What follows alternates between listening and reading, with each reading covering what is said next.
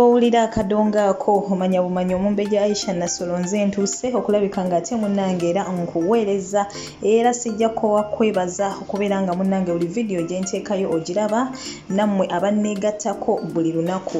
Just know that guys, I don't take it for granted. Ndi musanyufu nnyo byansusso, mwebale nnyo, mwebale ddala era mbasaba mutuule mukalire temujja kwejjusa amawulire go nkyabaleetera ddala ageewuunyisa agasanyusa aga buli ngeri gonna gwe kakasa kimu nti nja kubeera nga ate munnange nga kutuusaako. Kati nno munnange leero ate nkututteko mu ggwanga ate wali erya Brazil.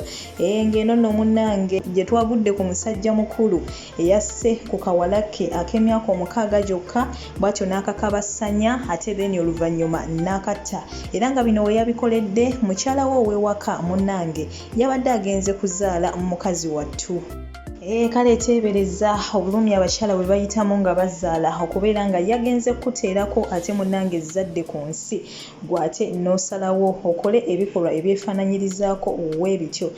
Omusajja mukulu ono atategeerekese erinnya ye munnange bino we yabikoledde nga we nkutegeezezza mukazi wattu yabadde mu ddwaliro ng'ali mu kuleeta ate munnange muntu mulala ku nsi eno.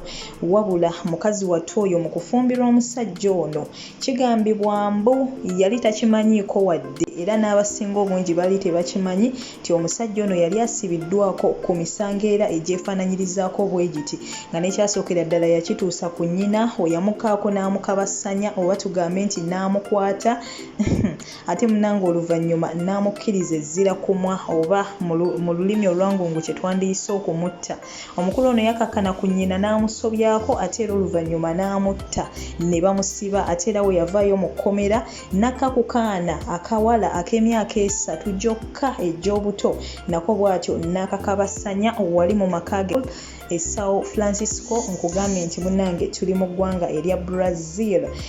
Kaana kawala kano bambi kabadde kategeerekeseeko nga Ana Pauso was Max era nga bambi omulambo gwako gwasangiddwa nga guseeyeeya ate munnange wali ku mugga oguyitibwa Preto mu katundu akayitibwa Unai nga 16 omwezi guno gwennyini. Wabula nga we bamusangidde wabadde wayitiddewo ddala ennaku 3 ng'omwana ono abuze. Omwana ono yali abuze ewaka nga bamunoonya gundi aliwa munnaye nga talabika era ennaku 3 we zaayitawo bambi mulambo gwe baasanga nga guseeyeeyeza ku mugga guno.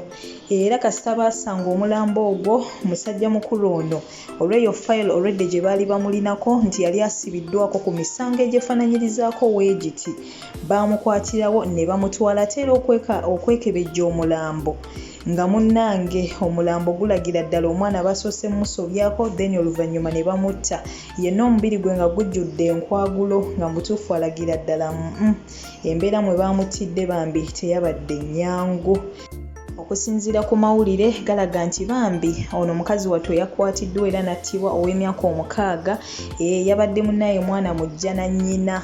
Ono omusajja yamukakkanyeeko n'amukwata si ye taata we amuzaalira ddala wabula bannaye yadde nga si yamuzaala ekikolwa ekyo mu butuufu si kya buntu bulamu. Era amawulire galaga nti omwana ono mu kubula kubanga we mbagambe yabula then nga wayiseewo ennaku 3 ne basanga omulambo gwe wabula nga tebannasanga mulambo gwe ng'omwana abuze bali mu munoonya ate omukyala taliwo bambi mukazi wattu wali mu ddwaliro. Poliisi era yatandikira wano nebuuza omwami oyo nti bannange omwana yalazeewa wabula ye omwami mbu yabaddamu mbu tajja kwewaako bujulizi era wanene okumwekengera we kwatandikira ddala.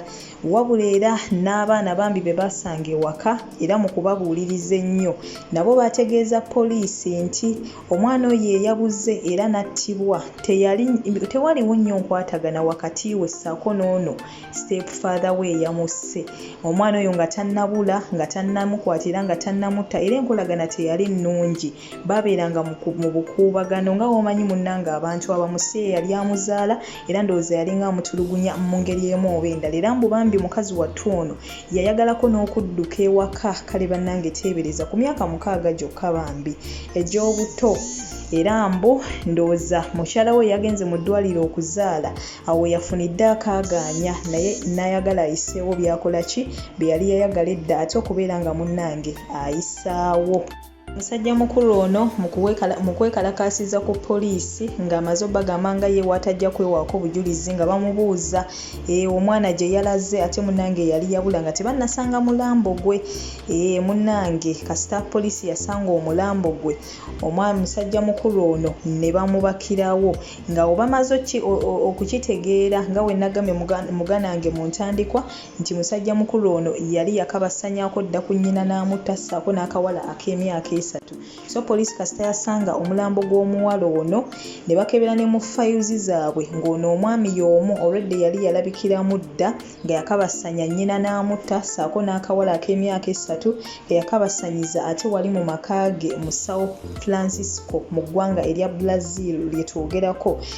Ono poliisi ekyagireetedde okugamba nti ono alina ky'amanyi era bwe batyo kwe kumunyweza ne bamutwala olw'emisango lwedde gye bamumanyiiko emabega. Olw'emisango lwedde gye bamulinako emabega nti yali akozeko ku bikolwa ebyefaananyirizaako weebityo. Y'ensonga lwaki baamututte era muganda wange okunoonyereza mu zino ennaku kugenza okuggwa nga mutuufu kiragira ddala nti musajja mukulu ono ebikolobero ebyo munnange ye yabikoze. Ye yali yabikola yadde nga luli mu kumukwata omusiba yali just suspect wabula era okunoonyereza kugenda okuggwa nga mutuufu kulagira ddala nti musajja mukulu ono ye yakoze ekikolwa ekyefaananyirizaako bwe kiti. Ye yakkakkanye ku muwala we mujja na nnyina ow'emyaka 6 naye era yadde mujja na nnyina naye era abamuwala we kuba ayina n'abaana abakulu abasinga kano akawala bambi ak'emyaka 6. So yakakkakkanyeko n'akasobyako ate to make matters worse bambi n'akatta omwana ow'emyaka egyo abeera ne future entangaavu mu maaso. So bannange baganda bange kyekyo ekikolwa kye yasobodde okubeera ng'akola nga bambi ye mukazi watwali eri mu ddwaliro asindika mwana amaziga amayitirivu eyo omusajja munnange ng'ali eno yeegerisa ng'ekigotta entula. Kale baganda bange nteekerako mu comments gwe kiki ky'olowooza ku mbeera eno. Bannange abantu ab'emitima weegiti tukoze tutya okubeera nga tuba eliminatinga mu societies zaffe kuba bangi nnyo. Kino essaawa eno gano amawulire gavudde Brazil naye ate tekiriko kubuusibwabuusibwa nti bino ebintu bisiiba bigenda mu maaso mu Uganda. Si mu Uganda yokka wabula mu nsi yonna bino ebikolwa bigendera ddala mu maaso. Abantu basiiba bakwata abantu ne babatta ebikolwa eby'enjawulo ebyefaananyirizaako nga bino bigendera ddala mu maaso. So baganda bange osobola okukomentinga tulina kukola ki okubeera ng'ebikolwa nga bino bikendeera mu societies zaffe.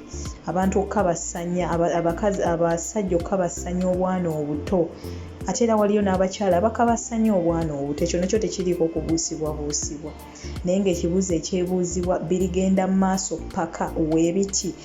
Bw'oba ogamba nti tebijja kgenda mu maaso weebiti then tukoze tutya okubeera nga tubijjayo.